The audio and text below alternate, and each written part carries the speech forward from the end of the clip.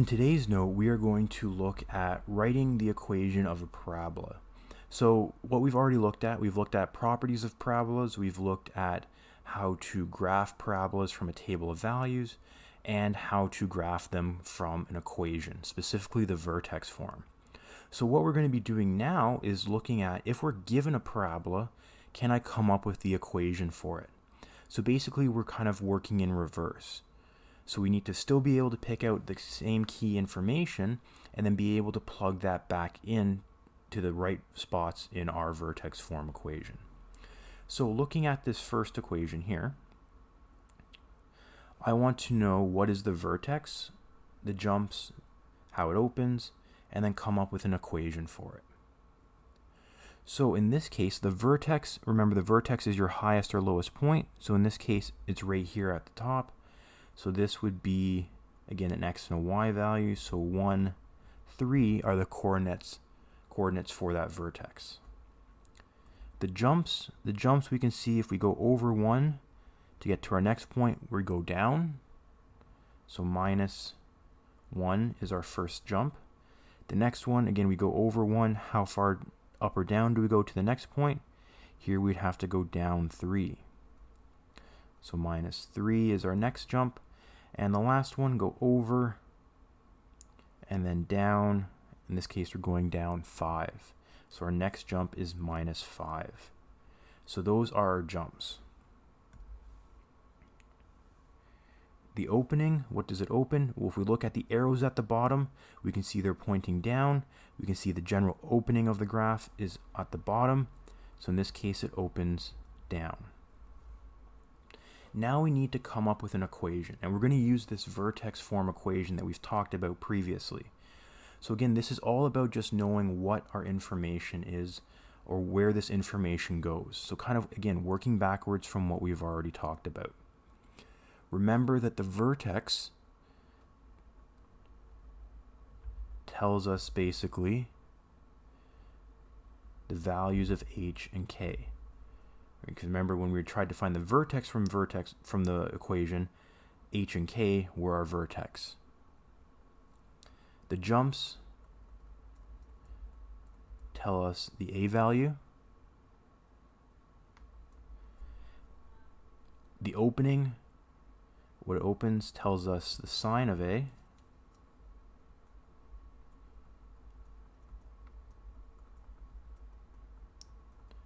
Which should also be in our jumps, but just in case they miss that, the opening is just that clarification.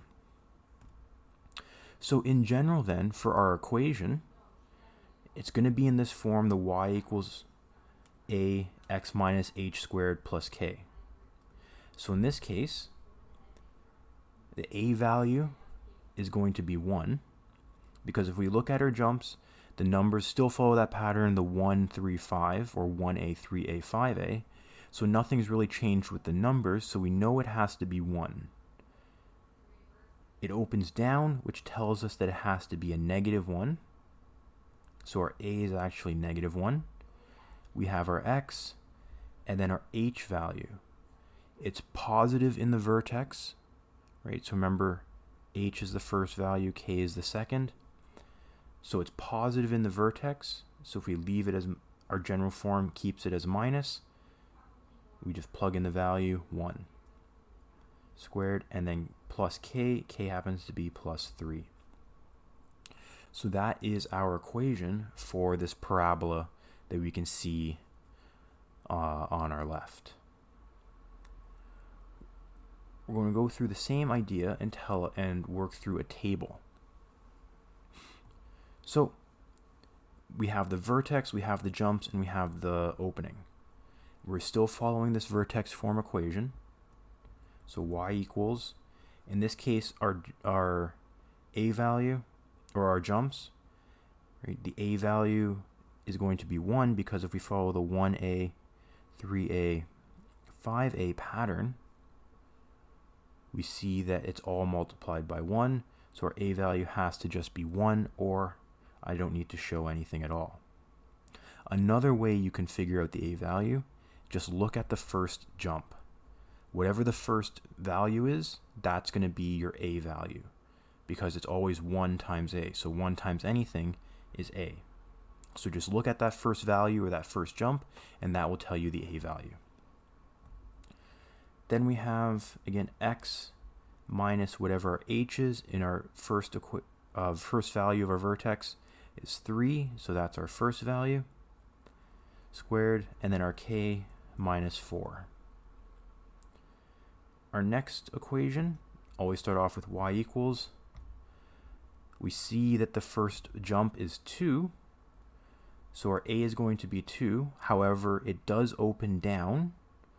So here they didn't include the negative in the jumps, but they're telling us it opens down, so that means it needs to be a negative 2. In our bracket, we have x minus our h value. In this case, from the vertex, our h value is negative 2.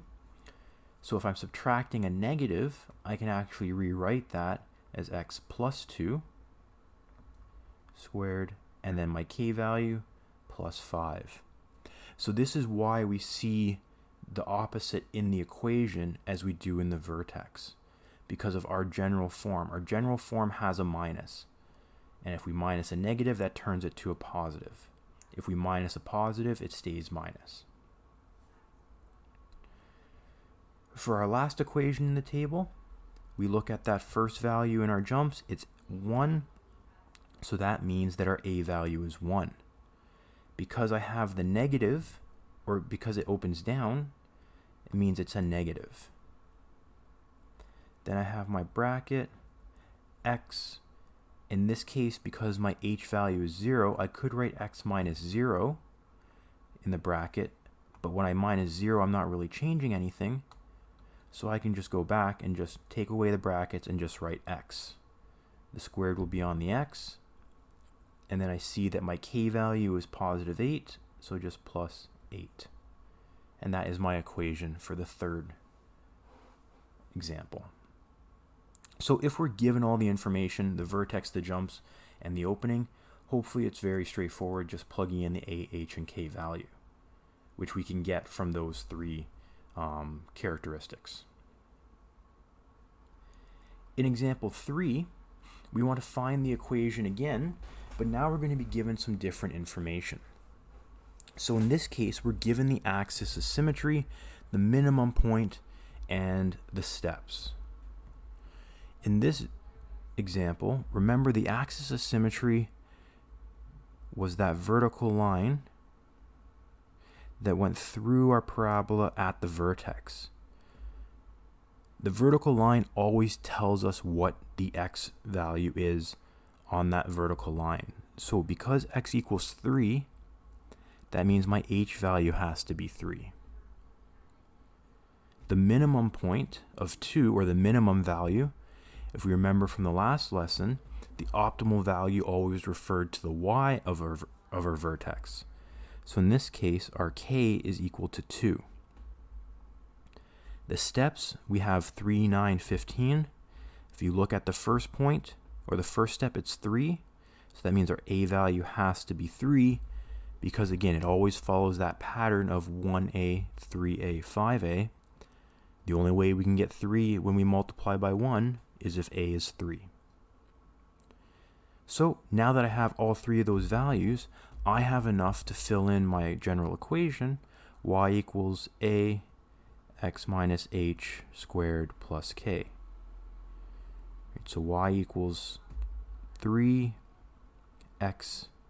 minus 3 squared plus 2. If I want to graph this or sketch it, right, so if it's asking to include a sketch, it can just be a rough one. So I know my vertex is going to be at 3, 2. Again, there's no numbers here, so you can just roughly sketch it however you see fit. But as long as we know that this is 3 and that's 2. We know it opens up. The 3 value tells me that I go over 1 up 3. So it tends to be skinny. So there is my equation, or my sketch of the graph. And if I wanted to, I could draw in that axis of symmetry. But the main thing here is coming up with this equation.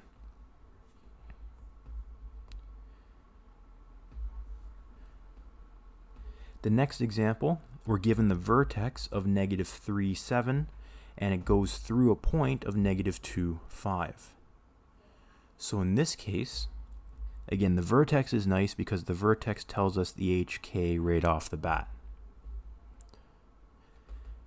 The point doesn't tell us too much, but if I were to plot this point, let's say I have it here.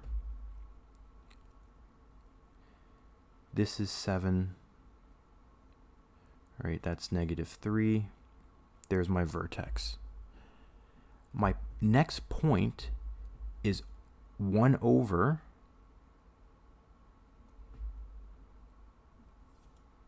and for sake of argument, again, I know it's not to scale, it's 1 over, and I've gone down 2.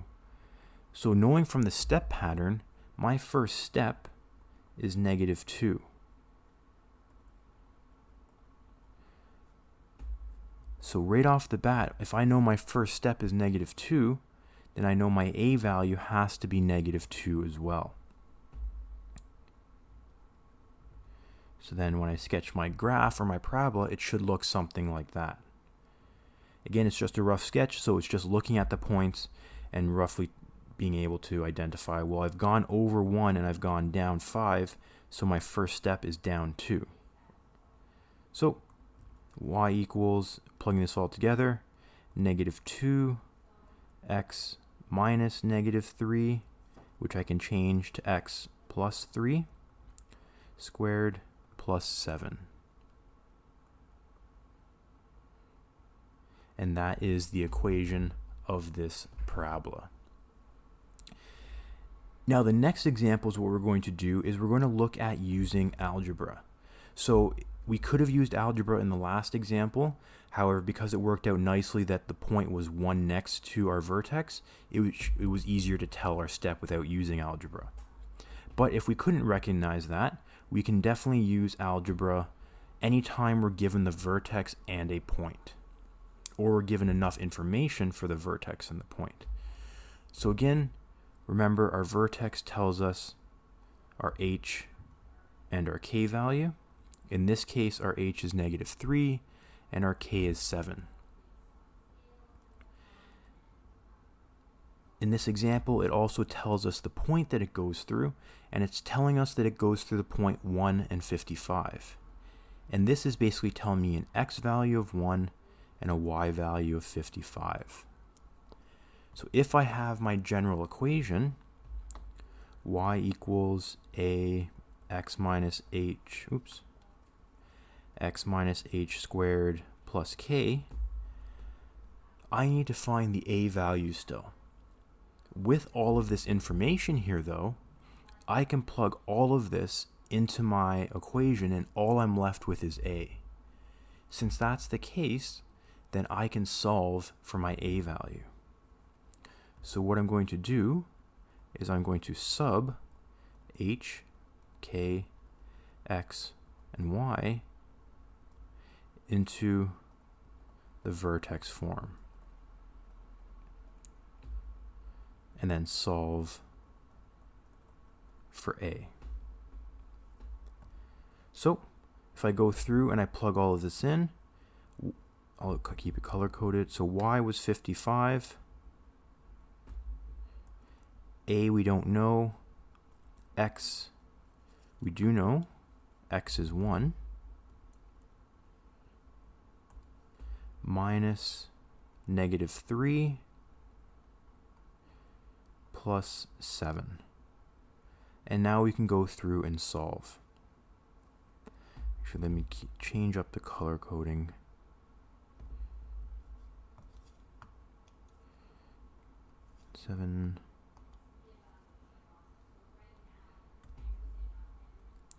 So now I can go through, start simplifying, and then eventually I'm going to solve for a.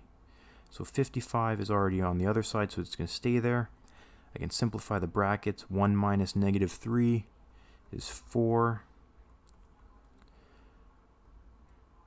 I can square the 4, so I get 16.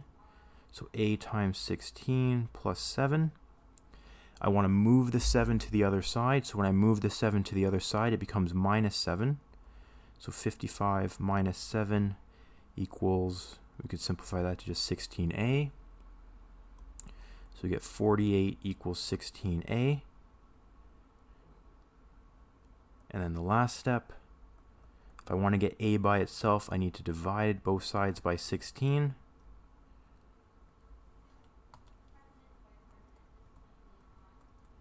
One side will cancel out, and we're left with 3 is equal to a.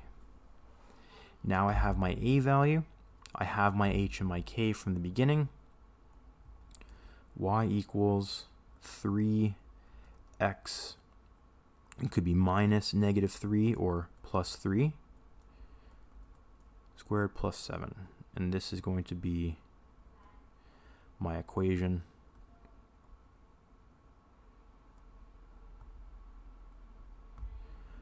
of this parabola. Now, if I want to graph it roughly, so if I have negative 3 and let's say that's 7, then we go over to 1 and 55, so that's somewhere way up at the top. Again, it's not to scale, but it's a rough sketch of how it looks. So it's going to look something like that. As long as you understand roughly what it will look like. For the last one, this is the same idea as before, except now we're given again pieces of information and we need to find our values. So the axis of symmetry, x equals negative 3.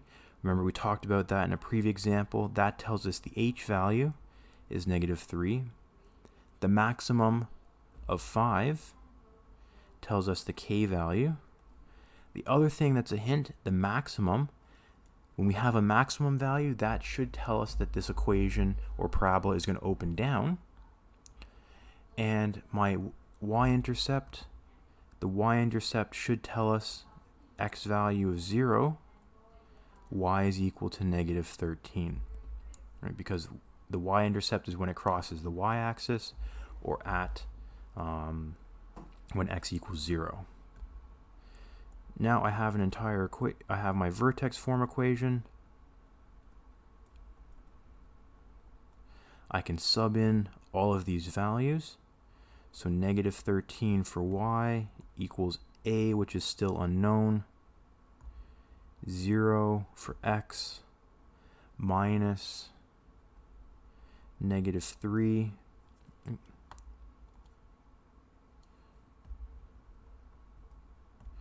minus negative 3 all squared, plus the k value, which is 5. And now I can go through and start to calculate and simplify. So negative 13 equals a. 0 minus negative 3 is positive 3 squared plus 5. Negative 13 equals a times 9 plus 5. I want to get rid of the 5, so I'm going to move it to the other side. So it goes from plus 5 to minus 5 equals, we'll just rewrite it as 9a. So I get negative 18 equals 9a. To get a by itself, I'm going to divide both sides by 9. One side cancels out, and I get negative 2 is equal to a. Now that I have an a value, I can rewrite my equation. Y equals negative 2, x minus negative 3 or x plus 3, all squared, plus 5. And there is our general equation for this parabola with these characteristics. If I want to sketch it, again, I can plot my vertex at negative 3, let's say 5. Then I know on my axes, or my y-intercept, I know that point.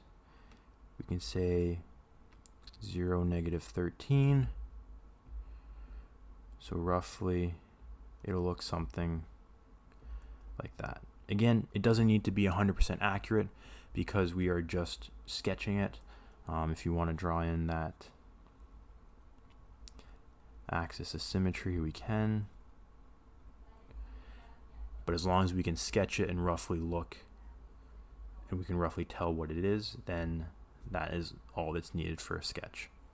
So the main things here, when we have the key information given to us, the vertex, the opening, the step pattern, hopefully we can just determine what our AH and K is and plug it into the equation.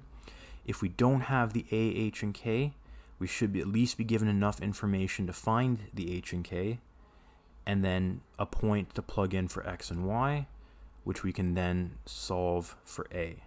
So we sub all those values in and solve for A, and then we should be able to come up with our vertex form equation.